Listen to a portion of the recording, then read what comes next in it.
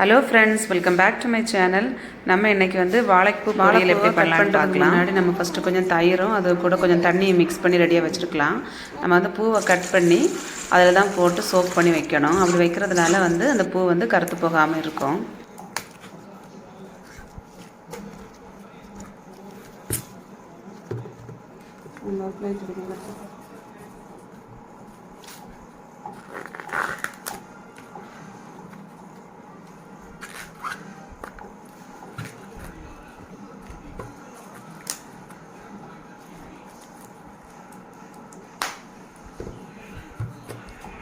Cut பண்ணுங்க.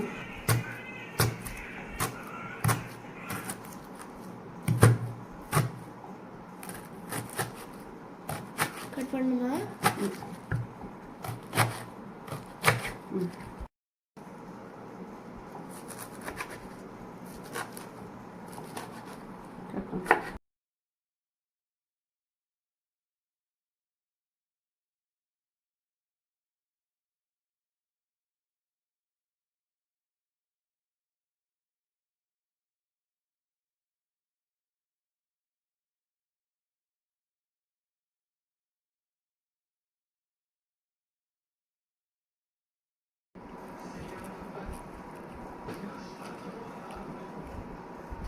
இன்னொரு பூ மாதிரி இருக்கா? இதை வந்து எடுக்கணும். அடுத்து இதை எடுக்கணும். ஓகே.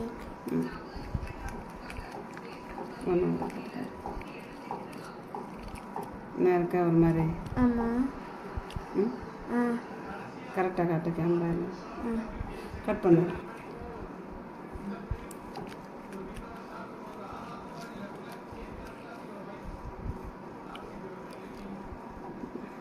தெரியல. கிளாரிட்டி.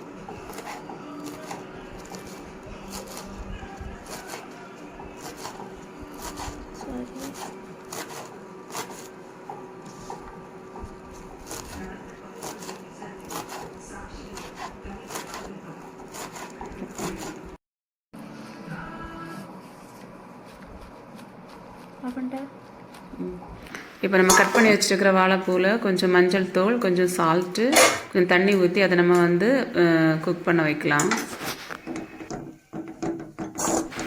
வாழைப்பூ வந்து ஒரு சைடில் வந்து குக் ஆகிட்டு இருக்கும்போது நம்ம இன்னொரு கடாயில் கொஞ்சமாக 1 டீஸ்பூன் தேங்காய் எண்ணெய் ஊற்றி அதில் வந்து 1 டேபிள் ஸ்பூன் கடலைப்பருப்பு, 1 டேபிள் ஸ்பூன் உளுந்தம்பருப்பு, 2 டேபிள் ஸ்பூன் நிலக்கடலை, கொஞ்சம் கர்லீஃப், அப்புறம் கொஞ்சம் 3 வத்தலம் போட்டு நம்ம ஃப்ரை பண்ணிவிட்டு அதை ஆறின பிறகு ஒரு மிக்ஸி ஜாரில் ஆட் பண்ணி அதுக்கு கூட வந்து ஒரு 1/2 டீஸ்பூன் ஜீரகமும் ஒரு 1/4 டீஸ்பூன் வந்து காயப்பொடியும் வந்து ஆட் பண்ணி அதை நம்ம வந்து கோர்ஸாக கிரைண்ட் பண்ணி எடுத்துக்கலாம்.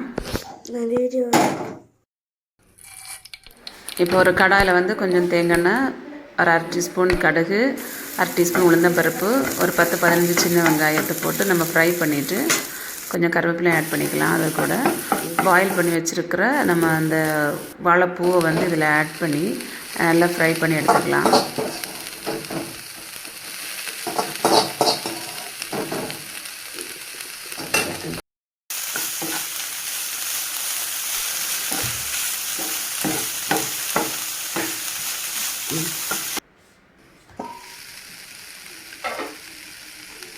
இப்போ இதை நல்லா மிக்ஸ் பண்ணிவிட்டு நம்ம அப்போ இது கூட வந்து ஏற்கனவே நம்ம ஹோர்ஸாக கிரைண்ட் பண்ணி வச்சுருக்கிற அந்த பவுடர் இதில் ஆட் பண்ணிவிட்டு அது கூட கொஞ்சம் தேங்காயும் ஆட் பண்ணிக்கலாம். ஃப்ரெண்ட்ஸ், இப்போ வந்து நல்ல சுவையான வாழைப்பூ பொரியல் ரெடி ஆகிடுச்சு.